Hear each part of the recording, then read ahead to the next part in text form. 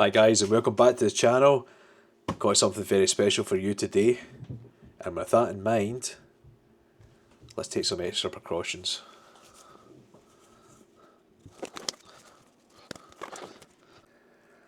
So today I have for you something very special. This here is the first ever full gold sovereign I've actually managed to pick up. Now for years I have been debating whether or not to pick these up, but with the recent dip in gold I thought, you know what, it'd be silly not to. So here we go, the first ever one. And I'll get into the story behind purchasing this because it was a bit of a nightmare. I'll get into that later on, but let's check the coin out first. So this here is a 1914 King George full gold sovereign. Now, as it is a full gold sovereign, it is 22 carat gold or 916 gold. The weight is 7.99 grams, just over 22 millimeters in diameter, and it has a reeded edge. Now, if we check out the reverse here, we see King George riding his horse, so you can see some good details on his helmet, his cape and sword, and the dragon that he is slain below here. Now, this design was made by Benedetto Pistrucci.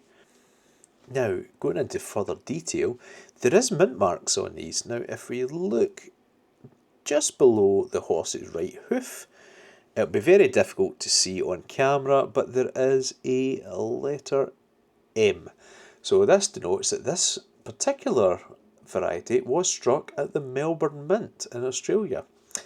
Now, you also get C for Canada, I for Mumbai, M for Melbourne, obviously, P for Perth, S for Sydney, and SA for the Pretoria Mint in South Africa. Now, turning over to the obverse of the coin, we can see an uncrowned portrait of King George V, facing left. Now, check out the detailing on this guy's magnificent moustache. Round the edge here, we can see the Latin. George V, by the grace of God, King of all the Britons, Defender of the Faith, and Emperor of India. So guys, as I said earlier, there was a bit of a backstory behind getting round to purchasing this coin. It was a bit of a nightmare. Originally I had purchased one of these coins from a reputable dealer, and the bank decided to block the payment.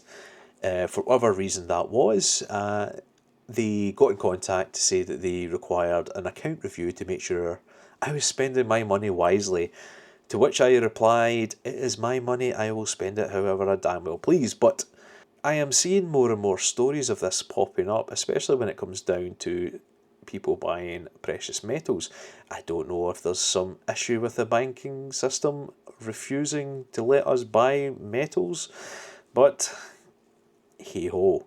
Now, I did purchase this from another reputable dealer, which were able to sort me out. However, I took a roll of the dice. This was listed as a best value gold sovereign, which could include the rose gold recent editions, which I am very glad I did not receive.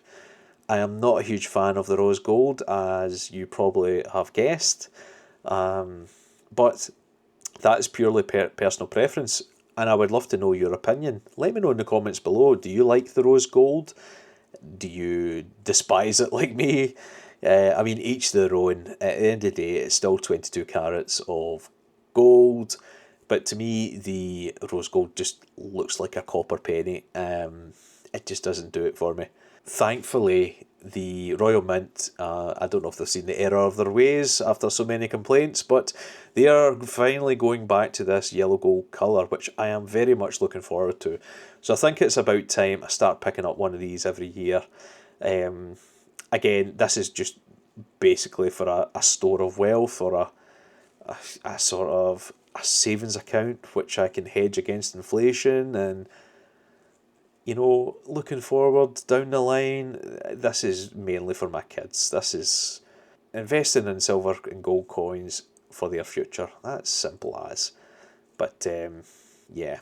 So that was the 1914 George V gold sovereign. Let me know what you think of that. Have you got any gold sovereigns? Do you plan to purchase more? Or purchase your first one now they're going back to the yellow gold? Let me know in the comments below. And please feel free to like and subscribe. And until next time, peace.